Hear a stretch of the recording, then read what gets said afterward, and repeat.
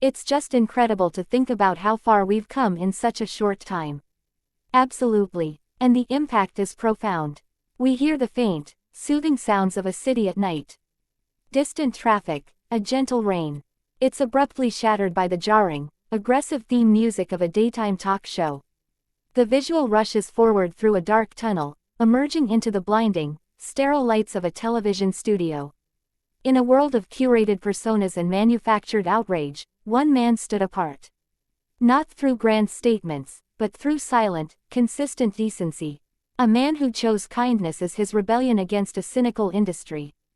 Keanu Reeves, the internet's boyfriend, Hollywood's reluctant saint, a figure so universally beloved, he seemed untouchable and to some unbelievable. Keanu quietly helping a crew member on set, giving up his seat on the subway, signing an autograph for a weeping fan. Then cut to shots of Joy Behar rolling her eyes, laughing derisively, pointing a finger in debate. But there is a furnace that exists in the heart of daytime television, stoked by controversy, and fed by confrontation. Its high priestess, Joy Behar, a warrior of words who built a career on skepticism so deep it curdles into contempt. Her weapon, the gotcha question. Her belief that no good deed, no pure motive can survive the harsh light of her scrutiny. The tense ticking soundtrack from the film Speed begins, merging with the talk show theme split screen. On the left, Keanu, a picture of serene, weary grace. On the right, Joy, a hawkish smile on her face. What happens when the bastion of goodness is summoned into the temple of cynicism? What occurs when the man who speaks softly, who has borne unimaginable personal tragedy with a poet's grace, is accused of the one sin he could never commit? Being a fraud. This is not a talk show segment. This is a trial, and the charge is that empathy itself is a performance.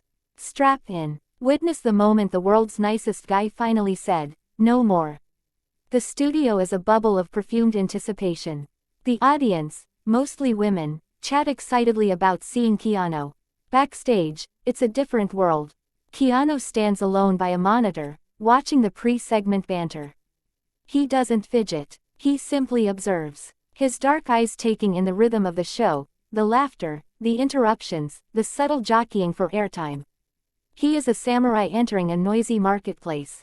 For Keanu, this was a professional obligation, a stop on the press tour for a film about hope. He entered not with arrogance, but with the gentle weariness of a man who has long understood that his very nature is a puzzle to the entertainment machine. He was prepared to talk about art, about motorcycles, about the craft he loved. He was not prepared for a metaphysical assault on his soul. On set, Joy Behar scans her pre-written notes, not about the film, but circled headlines from gossip sites. Is Keanu too nice? She underlines a phrase, calculated altruism, and shares a smirk with a producer off camera. This isn't an interview, it's a trap being set. Joy Behar saw not a guest, but a thesis to be disproven. In her worldview, a Hollywood A-lister radiating genuine humility was a logical impossibility. It had to be a brand, a facade, and she, the fearless truth-teller, would be the one to pull back the curtain live on air for the ultimate ratings payoff. The stage manager's countdown, the theme music crescendos. Whoopi Goldberg gives her welcoming spiel. Keanu walks out. The audience erupts in a wave of pure, adoring sound. He offers a small humble wave, his smile genuine, but touched with a familiar profound sadness. He sits, folding his hands in his lap, a portrait of patience. Keanu, welcome. It's truly an honor. Let's talk about this new film. It seems to resonate with themes of resilience. Keanu Reeves, his voice is a soft, calming baritone. Thank you, Whoopi. It's about the light people find in dark places. The small hands that reach out to pull you back. Before we dive in, viewer discretion is advised. This content is for entertainment purposes. What happens when a beloved comedian walks onto a talk show stage and completely destroys the host with nothing but pure unfiltered truth? You are about to witness the most brutal takedown in daytime television history. What went down between Joy Behar and Leanne Morgan on The View was not an interview. It was an execution broadcast lived to millions. Before we dive into this incredible story, make sure you hit that subscribe button and drop a comment below because this is going to be absolutely wild. Joy Behar sat at the view table with that familiar smug expression. The one that had intimidated guests for 4 decades. The one that said she owned this room and everyone in it.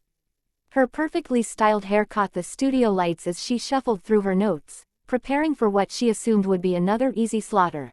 41 years of television dominance had taught her one thing. Strike first. Strike hard. Never apologize. The producers had booked Leanne Morgan, the rising star of country comedy with 12 million followers and sold-out theaters across America. But Joy saw none of this. She saw only a small-town comedian from Tennessee, easy prey. Target practice entertainment before lunch. She had no idea she was staring at her own executioner. "All right, ladies, we are back," Joy announced to the cameras with her signature theatrical flair, part ringmaster, part predator, circling wounded prey. "I am here with Leanne Morgan, who apparently thinks telling jokes about small-town life makes her the next big thing in comedy."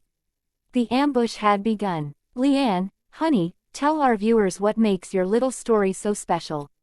Honey, little special. 3 words dripping with condescension. 3 verbal daggers designed to cut this country comedian down to size before she could even speak.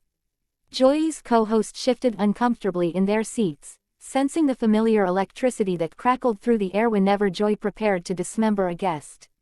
Leanne sat there in a simple but elegant outfit that screamed authentic, while Joy's designer ensemble screamed manufactured. She smiled politely, but her eyes told a completely different story. She had already taken Joy's measure and found her wanting.